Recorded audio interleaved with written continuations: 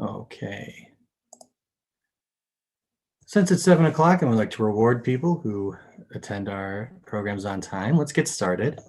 Welcome to tonight's program about the Lunar New Year with Yvonne Wolf. Let me read you a little something about Yvonne. Yvonne was born in Taiwan and educated in the United States and Europe. She has extensive experience living and working internationally, both Denmark and Japan, in human resources and as a global language trainer. She is fluent in English, Mandarin, and Danish, and has studied Japanese, Spanish, and Greek. Between work and personal travel, she has visited more than 20 countries and 25 states within the United States. After settling with her family in the Chicago area, she formed Chinese Intercultural LLC to help American business leaders to develop and strengthen their ability to communicate confidently and effectively with Chinese business people. And with that, we are going to hand it over to Yvonne. Thank you, Matt. It's a pleasure to be here with Schaumburg Library. Tonight I step out a little bit from the business side I do with so many people so that they make that good impression with their East Asian or Chinese partners. And I get to talk about something fun. I get to share a festival with you that I enjoy very much. When I came to America over 40 years ago, in the classroom, in American classroom, was the first place that I celebrated Lunar New Year in school. You might think that, wow, I mean, you're from Taiwan. How could that be so different? Well, in school in Asia, it's not where you celebrate festivals. It's not where you have fun. School is only academics. So you don't get to do paper cutting. You don't get to make Chinese food. You don't get to do all these fun things. So what is fun about that is that as a student so many years ago, I was learning English. I was always catching up with everyone else. And here was one day at school, everyone was asking me about how to do Chinese New Year, how to color the dragon, how to make Chinese food. I had a wonderful day at school that day. So a little bit of that flavor now with you as I share my slide and talk about why it's called Lunar New Year now, whereas over 40 years ago, it was called Chinese New Year. So let me put that away, or sorry. So, so let me share with you something about Lunar New Year and why is it also called Chinese New Year. So now when I started in America so many years ago, it was called Chinese New Year. So why is it called Lunar New Year now? Well, just the term itself, I think we deserve some explanation. The Chinese New Year is a cultural festival, and it was based on the lunar calendar that the Chinese invented. And you need to think back with me that without our current calendar, without this Gregorian calendar, what calendar do people use? Well, there were a number of different calendars that were in effect. So I'm going to start with you. Some of the typical questions I'm going to answer today. These are based on people's questions for me over the years. So what is Chinese New Year? What is Lunar New Year? Now I'll highlight the section we're in right now. Then you will get lost if you happen to get a drink or something. Where is it celebrated? Who celebrates it? And what do people do? And what can you do? Now, this is the part I bet you are all much more interested in. So what can you do to be part of this celebration? So we're going to start with the first question. Chinese New Year or Lunar New Year? Well, the Lunar New Year is based on a Chinese calendar. And in the past, you probably heard Chinese New Year used a lot more. But within the last 20 years or so, we might have heard Lunar New Year far more frequently. Well, the answer to that question of changing terms is based on a cultural history versus modern political climate. So culturally speaking, the Chinese had this lunar calendar that was based on the phases of the moon. This, believe it or not, before the Gregorian calendar, before Copernicus, before when Copernicus found out that the Earth revolved around the sun, the Chinese calendar was considered pretty accurate. And the Chinese calendar, the Chinese lunar calendar that was based on the lunar phases, based on the moon revolving around the Earth, was pretty scientific. Now that calendar has only 30 days. So you might see that this calendar I'm sharing with you has only 30 days. And so this lunar calendar marked this new year. And so that's why the Chinese call it the Lunar New Year as well. Okay, however, and since it's a Chinese calendar, many people who use this calendar in the East Asia call it the Chinese New Year. And that's fine. However, in the last 20 years or so, you might have noticed that China has been economically more stronger, and it hasn't been very good neighbors.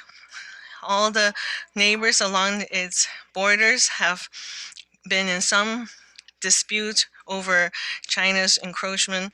So for political and economic power that China has, the countries that celebrate New Year in East Asia don't want to call it Chinese New Year.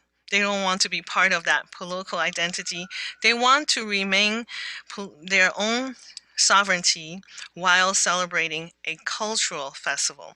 So therefore, the Lunar New Year term is used far more frequently now and is more of a value-neutral term than the Chinese New Year. I use the Chinese New Year, Lunar New Year term interchangeably, but I assure you I don't use the Chinese New Year term in any political sense.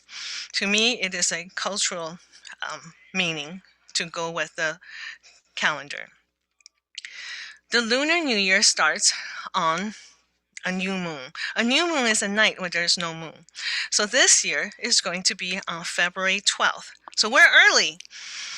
Being early is not a bad thing.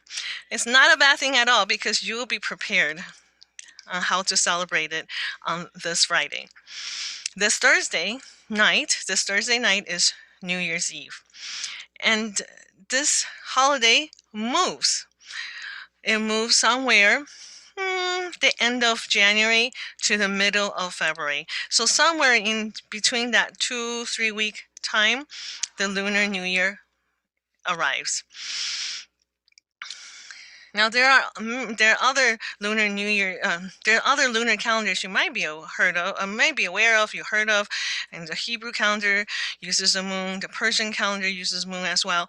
So that's why this New Year floats. And most Chinese people won't be able to tell you, oh, when is Chinese New Year or Lunar New Year in 2022? They will have to look in the calendar as well. It's not something that is just we can count and click right in our minds. However, I learned from a friend of mine a few years back that there is somewhat, this is the scientific answer to it. Now, if people are ready for a little bit more on the scientific answer. So before the current calendar we have,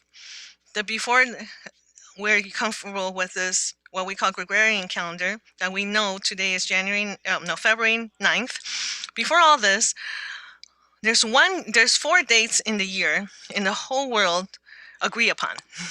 And these 4 dates are the winter solstice, the autumnal equinox, the summer solstice, and the spring equinox.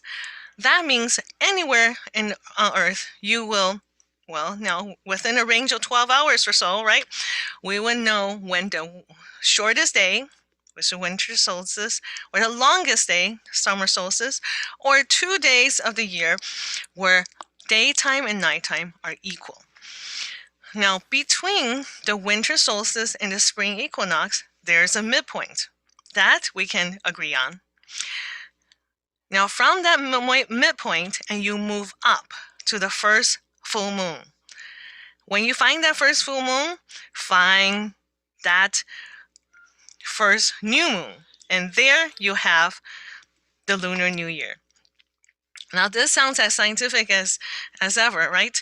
Now, but remember, the Lunar New Year, on the lunar calendar, every month is only 30 days. So it's not going to have 365 days.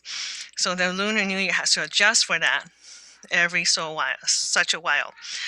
So next, I will share with you how long this festival is.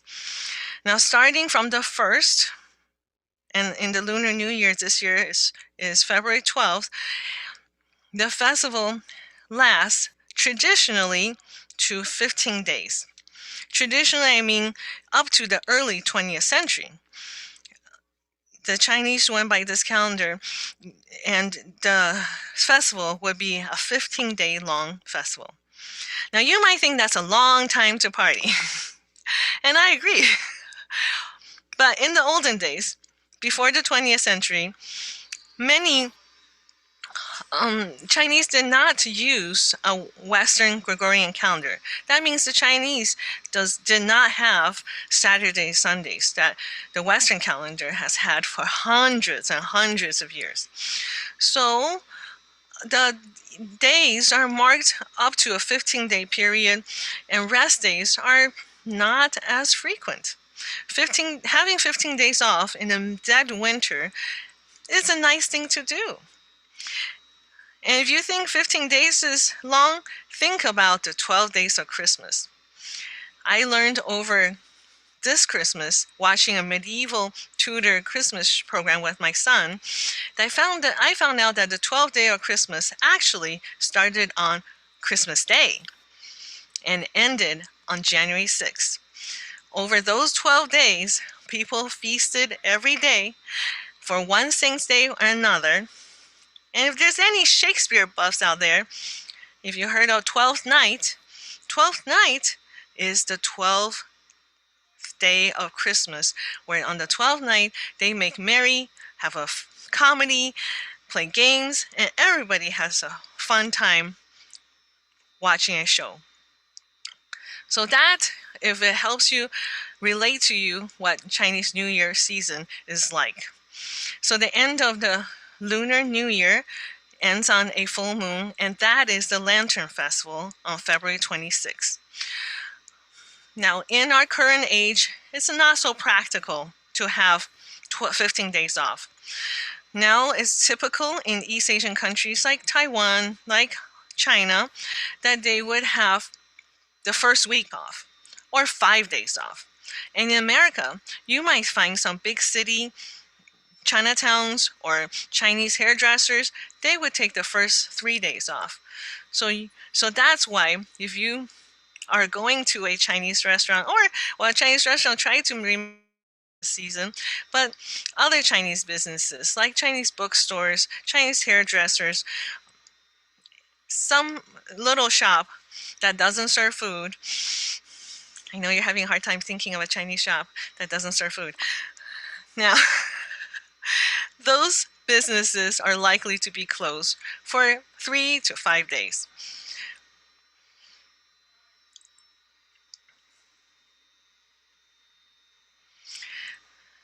Now, where is this celebrated? Oh, by the way, I hope you know that you can have your questions for me at the end of the program.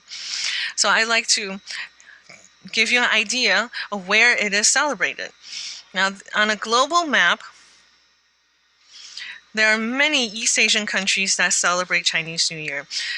Lunar New Year is celebrated far beyond Chinese borders. And sometimes you might think, wow, why would they? Well, think of the lunar calendar was used in Asia a lot longer than the current Western calendar. So what does that look like? Well, that calendar was used probably for most of the 2,000 years when the Silk Road was active. It's probably used for commerce and trade, and for many reasons, it's very advantageous to know when this big festival is coming. It really is a big economic stimulus during the Lunar New Year when people are off work and they can go on trips, they can on vacation. They're doing a lot of that shopping like we do here over Christmas. Now, you can see that some Western countries are also in red or lit up, and that's because any place with at least 500,000 Chinese residents, you will see a significant celebration, some way to mark that period, either with parades, going out to eat, having parties at home, or going on a little trip, going shopping. All these things are sign of celebratory activity. I'm surprised actually to see that UK is in red because they have a huge London Chinatown in London. And I remember going there, and they also did a lot of things for Chinese New Year. And I spent a Chinese New Year in Denmark one time, and they also had shows and like a variety show and dinner together in some way to mark that New Year's Eve together. Peru. Now you might think is interesting that Peru is all in red, and that I can attest to that. A friend of mine who's from Peru, he told me that there's more Chinese restaurants in Lima than any other foods, even Peruvian restaurants. So go figure.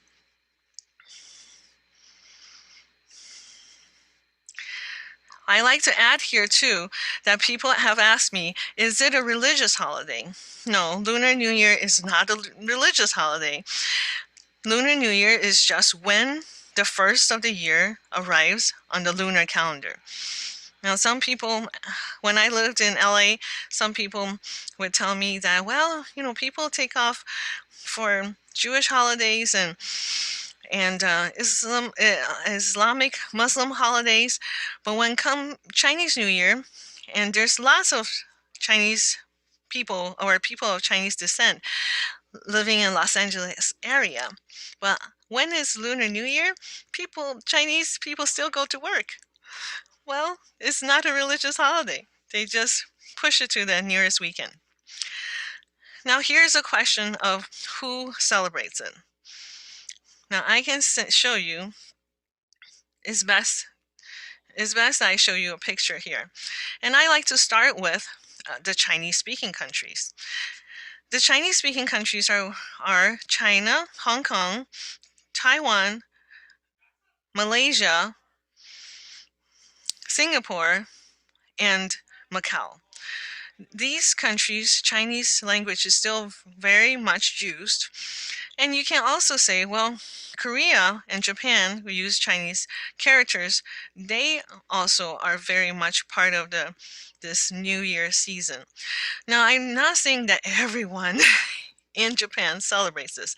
I'm just saying that there is a number of people who do something to mark this special time, and they enjoy remembering times when they have spent with family with this holiday.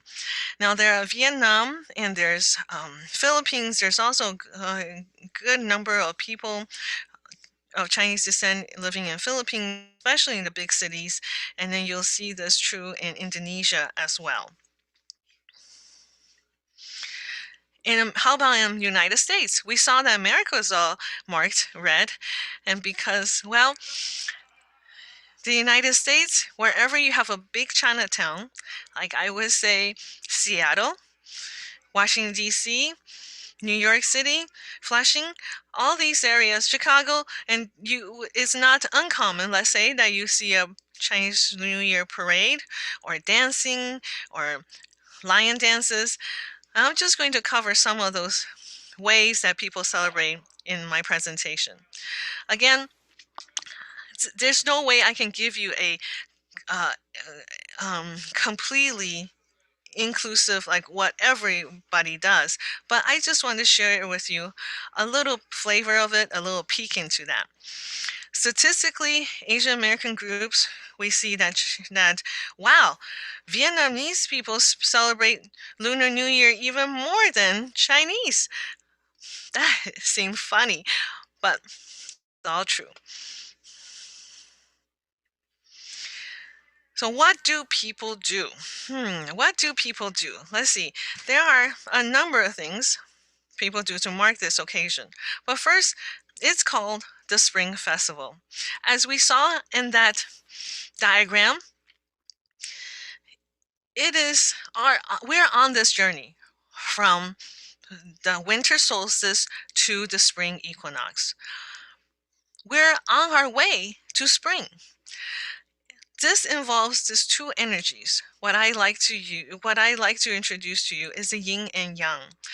In English, you might have heard this term yin and yang, but in Chinese, Mandarin is pronounced yin and yang. Now, yin and yang is the presence of two energies, one hot and one cold. And the hot is rising, hot air rises, cold air moves down. And that's why this picture, you see there's a curve between those two lines. That curve shows the fluctuation of these two energies. Think about spring, the welcoming spring. We're actually moving from this cold air moving to spring weather, warmer air. So we're turning from cold to warm. This is a change in energy from the cold to the warm. Many times people think of this as a change of also the old to the new. Bad energy or whatever we have left from last year, and it's gone, and we're going for a new energy, something new on the way.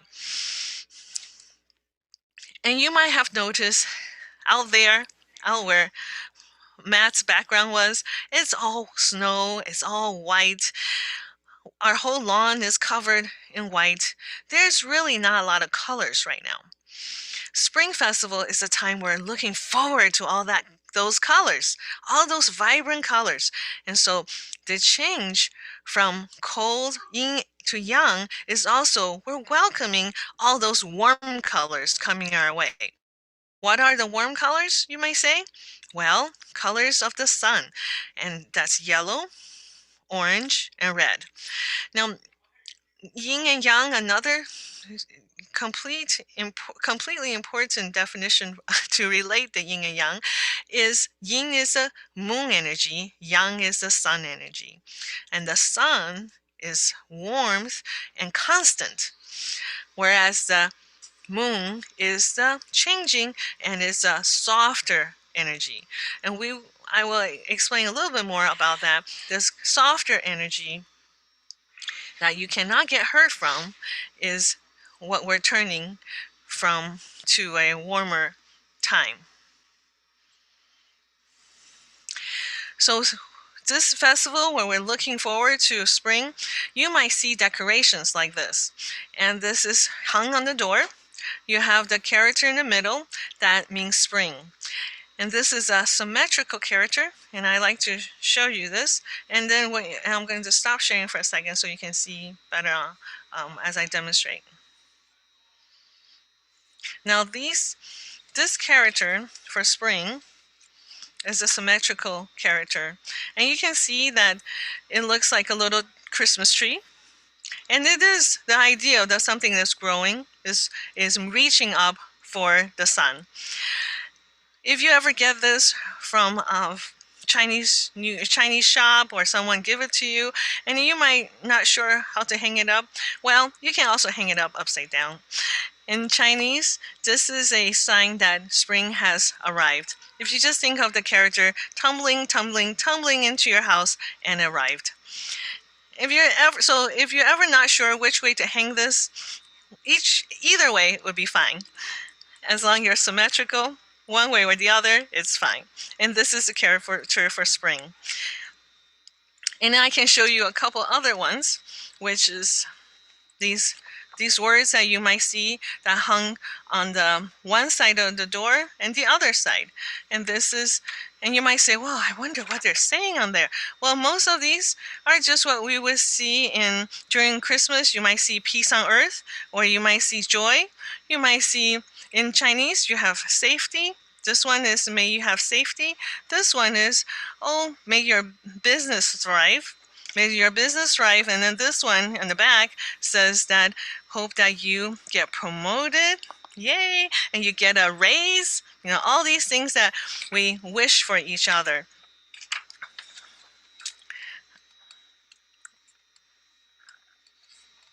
Let me go back to the sharing and I can come back to. And you can see that's very popular to put flowers because we're really looking forward to when the flowers return to us. And you might see this, yeah, dancing, right? Lion dance and the dragon dance. I like to distinguish the two. First, you have the dragon. Dragon on the left side, you see that the dragon is a very long animal. It is a serpentine animal and it's very big. Never mind that Chinese people may not have seen one live, but don't tell us that, okay? The Chinese will tell you that it's as if we know so much about dragons as if we all seen it. And dragon is a very large animal. It is so large that you need 10 or 20 people to guide it, to move it through. So many times if you sing one of these dances, it's very likely you did not see the dragon dance indoors. It's very hard to fit a dragon inside your house. It might fit in a mall and something big like that, in a indoor football stadium, and that's where dragons could possibly be. And they are, just think there's a lot of people. You need about 10 or 20 people to move it around. And then you have the lion dance. Now the lion is an animal of 4 feet, and you have 2 people who are dressed as a lion and they move as one. Now that may sound easier said than done. It is quite a vigorous and difficult dance to do. I would say even harder to manipulate a dragon than be a 4-legged lion together. This is when people ask me, well, so why do we have that? Well, let me play some music for you first. Some of you might be familiar with the percussion that's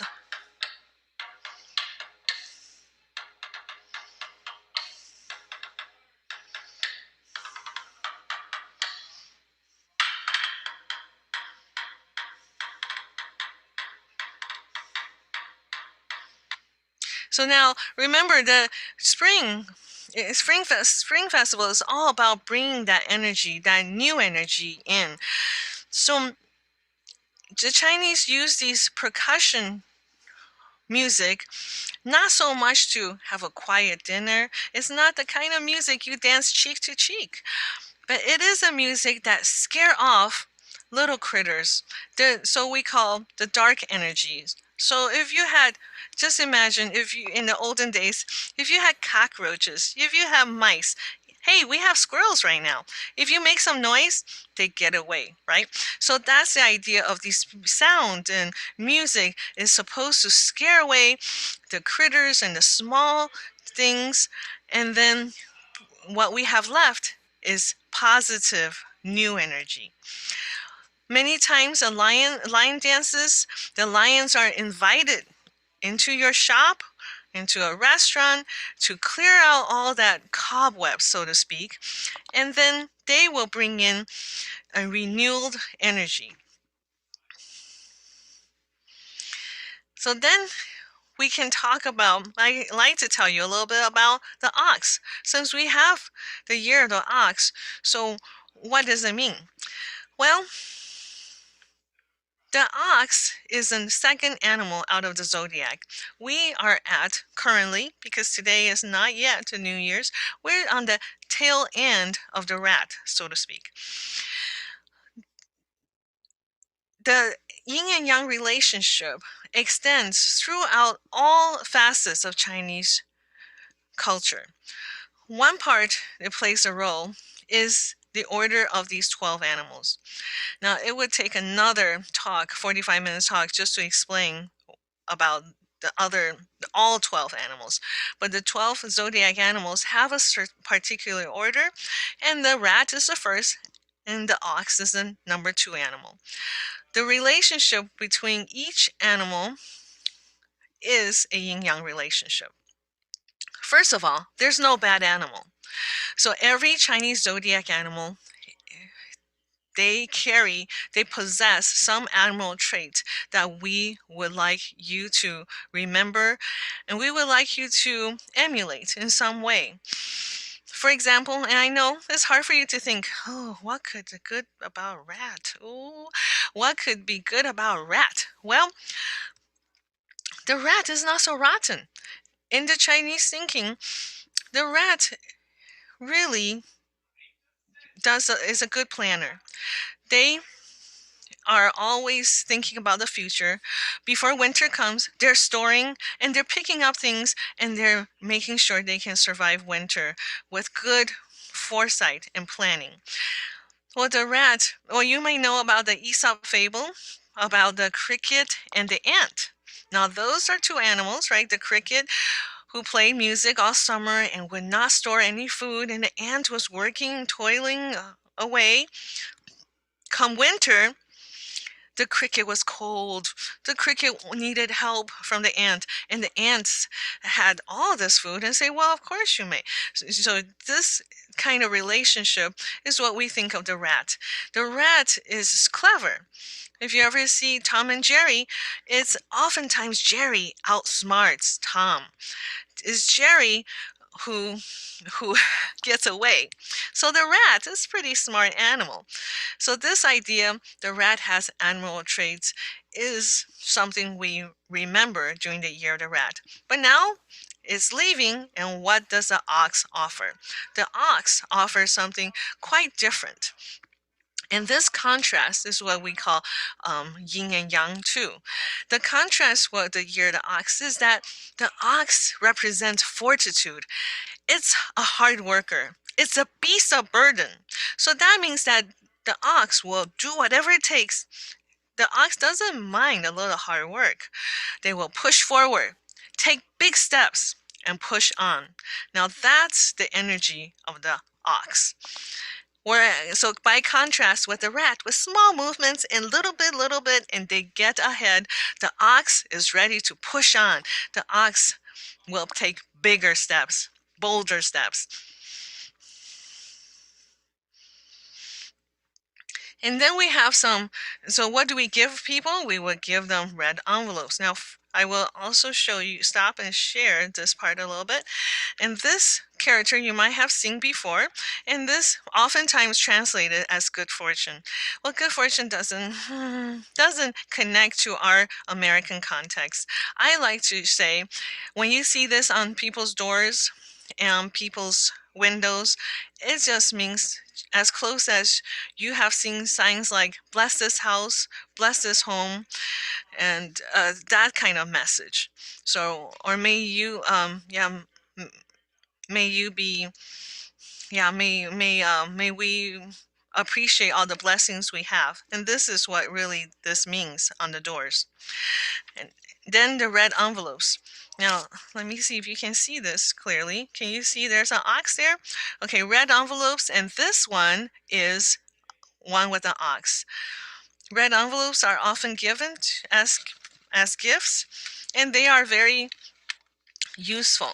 And I can show you that before we did the gift cards was so popular, it's very common to give a red envelope with a few, well, here's some chocolate coins, but you can put some money in there. And this used to be the only time children might get some money, and in the form of $5, and they could get some candy, buy a little treat for themselves. And so red envelopes are often given from adults to children. And children again, nowadays, I don't know, I think $5, my kids will laugh at me. They want games that starts at 20, right? So, but that used to be enough for people to be, or kids to be happy with. But Chinese people don't just use the red envelopes during Chinese New Year or Lunar New Year. They also use it for birthdays, weddings, baby showers. So, and it will be filled with more money or that commiserate with the occasion. So if you're giving a some money to a wedding couple, might use 200 instead. And then they come in different sizes. This would be something like see, you can fold $100 bill in here, and then this one would be the size of a full bill. In fact, I have seen recently in just Googling and shopping on Target, they have gift cards in you named a denomination from $5 to $100 using that red design. And again, appealing to Chinese people or East Asian people who might be celebrating Lunar New Year. So businesses are aware that it can be another reason to spend money. Eating together, definitely. This is what we do 15 days, as much as possible. And this is a picture of my family when we visited China a couple years ago. The, the amount of eating together, I cannot even begin to list. I would have to spend an hour just on what dishes we would eat. And in some regions, and depending on your local observances, those 15 days, some days are used for visiting grandparents, let's say. Some days are visiting in-laws, per se. And some days are reserved for visiting certain god or goddesses. And sometimes it is a day that all the daughter-in-laws get to go home to see their family. And then sometimes we give away oranges. Now, why the orange? Why, the orange is already in a warm color. So that, to be able to give someone a bit of that warm color and looking forward to spring together, that's really what it means. And of course, it also has a pun that oranges sounds like good luck, so you're getting a little bit good luck in your hand. So it's just it's a idea, and it's as fun as getting Easter eggs during Easter. You just have to have this experience of practicing it before you can really feel that. And I can tell you, that's a red envelope there with oranges on top. And I can tell you that when my red envelope experience has been very positive here too. Now, we moved to Illinois from Los Angeles about 10 years ago, so my family is not here. My Chinese family isn't here, but my mother-in-law who is non-Asian. My mother-in-law, who is non-Asian, has really picked up on this part of our custom. I appreciate very much. And every year about this time of the year, she would go to Hallmark and buy 2 of these red envelopes, and she would put a little money in there come Chinese New Year, and she would give it to my sons. And I really think that's a sweet thing to do. She doesn't have to, but it certainly helps me to keep my tradition when my children don't see my family as frequently, or definitely not every Chinese New Year. So having that bit of my custom being actively practiced, it helps me to keep it up. And then you can say, well, what could you do to be part of the celebration? Well, I welcome you to try one of these or more of these 5 ideas I have for you.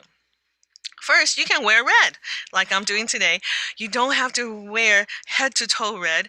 Even if you don't have to go shopping, even though that might be a good thing for all of our clothiers right now, or clothing shops.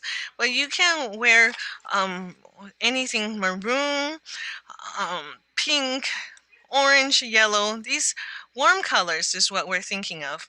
And and you see in this picture, that is actually the American ambassador to Vietnam. And he and his family was celebrating Chinese New Year or Lunar New Year over there. That sign he's holding actually says friendship and is a Chinese character. So you can wear red in any form, and it can be even just red socks if you have them. And then another thing is cleaning out your home, decluttering. Now, throwing out the old and bringing in the new. Now, some people may not do this all the, every Chinese family have different parts that they keep up, but just think of this as part of our something you can do. Now, this picture I'm sharing with you came from a Singapore school district, and they're trying to get your kids involved. Isn't that a good message? Oh, I think that's definitely every household would be for that. And then when you clean out your house, then you can put up your Chinese New Year decorations. And I can show you some of these just fun things that you can put up. Some red paper that just welcomes the warm new season. Get a haircut. Now, this is kind of funny that you may not think of this as a Chinese thing to do. But in the olden days, before the 20th century, men and women had long hair. So they only had haircuts about once a year. Well, even after 20th century, everybody get haircuts and all. This tradition tend to have stuck around. Even in Chinatowns, you'll see a hustle and bustle at beauty parlors and beauty salons.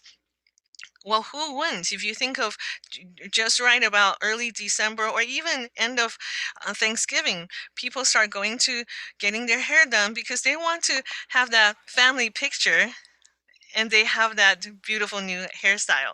So it's not hard to connect with, and I hope that, and in many of the Chinese stores, they will actually be closed for the first 5 days of Chinese New Year. So getting your hair done before they close, it's also a typical thing to do. Eating together. Oh, yes. And even if you don't like Chinese food, you can eat together anything you would like to have. But if you do like Chinese food, this is the best time to order Chinese food. I can also, again, I can talk about an hour on this, but we'll just leave it for your questions later. And then 5 is say Happy New Year. In Chinese, you might remember Gong Hei Fa Choi. Now, Gong Hei Fa Choi is Cantonese, and Gong Xi Fa Cai is Mandarin for the same thing, and it means Happy New Year. Gong Xi Fa Cai. So this is something you might hear all the time, and when people say this and they hand the red envelope, it's just a part of a greeting for New Year's. So I have some ideas to close with you. I hope you now understand what is Lunar New Year and whether it's a religious holiday. I assure you it isn't, even though just the popular Chinese gods, there's 200. During Lunar New Year, it's not about one particular god or any of them, in fact. And there's many countries besides China who celebrate this. And this is a festival that if you're working with Chinese partners or East Asian partners, knowing a little bit about how important it is will help you build a better relationship. I'll turn it back to Matt.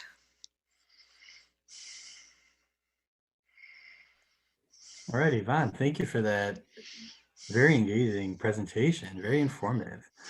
If you have any questions for Yvonne, feel free to put them in either the chat or the Q&A box. And it looks like we have some questions here. First, excellent presentation. Do you give other presentations on Chinese culture?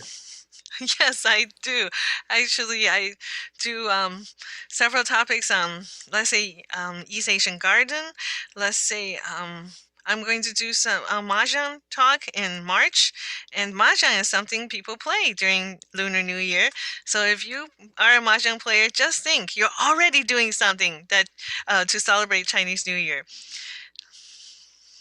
All right. And then the next question, um, I do not believe those were family members in that picture that you showed in the previous slide. Really?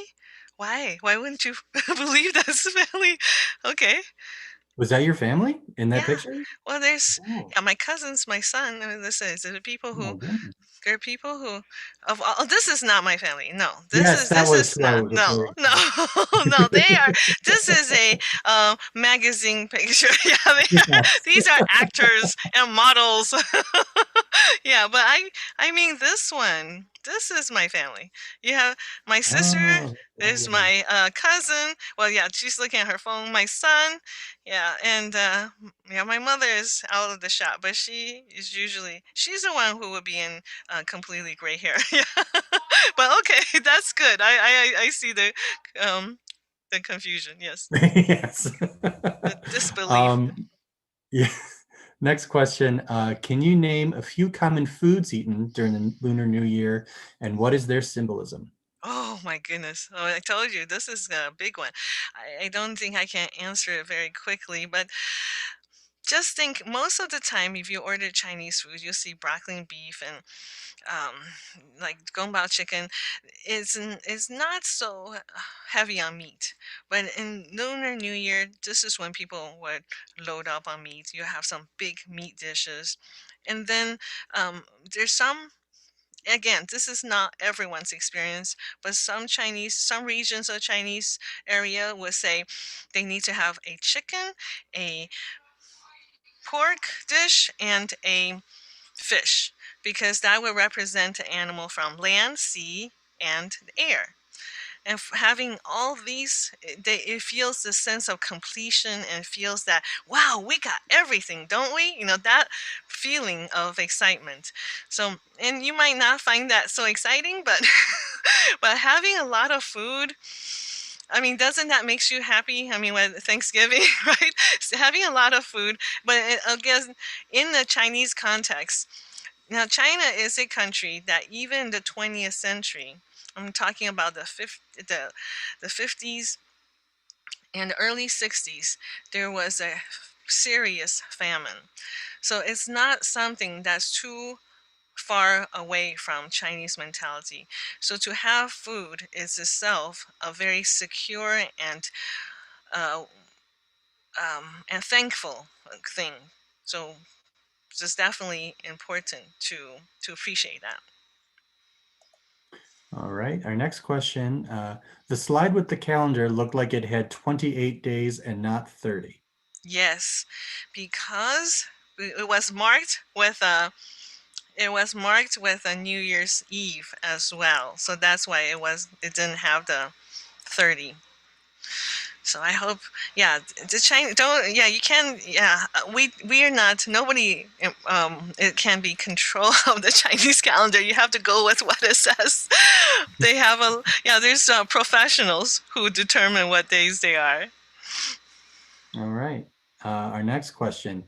How are you celebrating? Well, yes. Now I know during this time, COVID year, we are trying to doing less, right? When in China, though, they are back on. So I saw some pictures of my cousin who got married recently. So there are definitely banquet tables and restaurants are open. For us, it's a little different. So we're having a hot pot, which means that my family we have the cold cut meat and then we have a boiling pot and we cook it on the table. Now making your cold food hot, and this is a tradition too, and that is also turning the weather from cold to warm. So this is a New Year's dinner tradition, and you huddle around this hot pot. You know, it's a nice feeling in a cold. So instead of going to um, parades. Now, I used to take my kids to Crystal Court in Navy Pier. Some people might be familiar with that. They have this lion dance that's very comfortable. I loved it because I don't have to be outside for the Lunar New Year parades. One thing we might do is if you, and you are welcome to do this too, go on YouTube and look up lion dance competitions. Lion dance competitions, you will see in Asia, in Singapore, in Malaysia, that's quite an acrobatic feat. It's really fantastic and something that would be put you in the mood of a festivals. Excellent. Excellent. Well, it looks like we don't have any more questions, but Yvonne, I believe there was something that you wanted our attendees to rate you. Yes, if And you I'm going to, could, that would be great. I'd love to get feedback. And if you look on the chat, there is a link that you're welcome to um, click on and review me. I love to hear from you. And I do have a handout for this evening's program. It will be emailed to you so that I hope you weren't bombarded with too many facts.